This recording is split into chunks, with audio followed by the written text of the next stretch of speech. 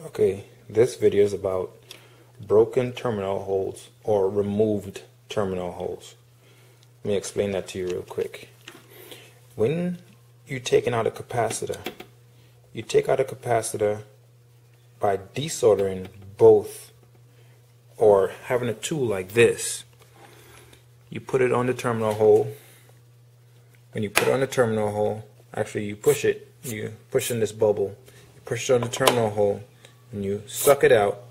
All the solder goes in here, and then you blow it out, on something, that you really don't care about. Obviously the solder gets cold and you could actually break it out and you could actually throw it away after the fact.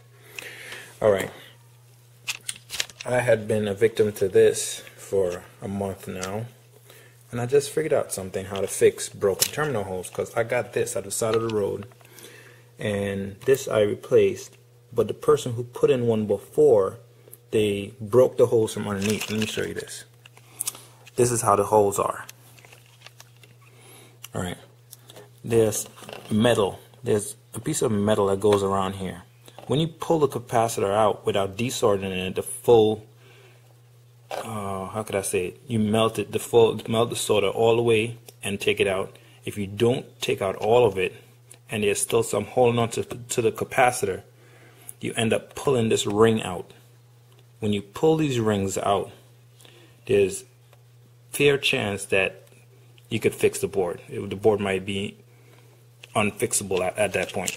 That's why they threw out this TV. This one here. This is from something else. I'm just using it as an example. Alright. When you pull this hole out, there's a fair chance that you could repair it. One way I figured that out, I used it today. And I didn't think it would work, but I did it with this capacitor right here. Let me show you. Flip it upside down. It will look like crap right now, as you can see. It's not perfectly sorted in, only because of this. Only because they pulled out the rings. This right here is my two solder that I put it in. I fixed it.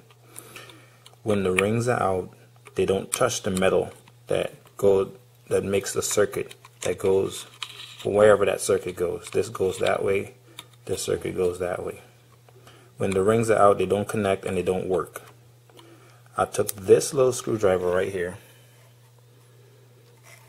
and I scraped this green, I don't know what they call it, but scraped this green looking thing off of that terminal that was broken. When I did that, there was metal exposed. You have to get the metal exposed. If you don't,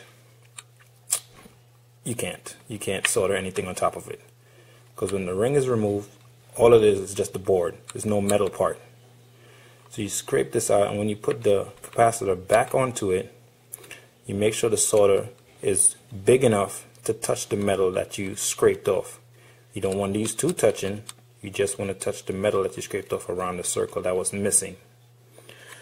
And then you put the capacitor back in. Well, you put the capacitor in, you solder it, and make sure everything touches, instead of buying another board, which this costs at least $80 to $90 just for this board alone. So I'm going to put this back into the TV and show you all that it works.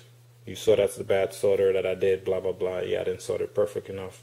I have a reason why, and I just showed that to you. I'm going to show you how it works now. So I'm going to put everything back together, then I'll show you how it works. Okay, there's the board. I put it back into its place and make sure everything is connected where it's supposed to be connected. Okay, this is the power board. This is the video board. Alright, so it haven't been working for almost a month now, and I was about to buy this board, and I figured, why not just try to scrape the green thing off and see if it works.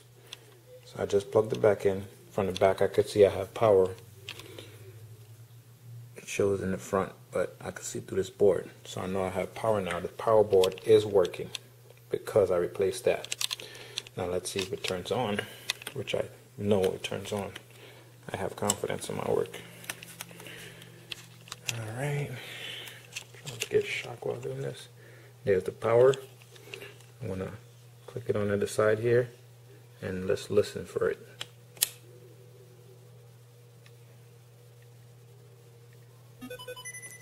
Did you hear that? And what's that? It's working. So there we go. Scrape off the green thing, get a little bit of metal exposed, put your capacitor in, make sure your solder is way over touching, you know, all the exposed board that you did, most of the exposed board that you did with scraped off or whatever, and everything will work out after that.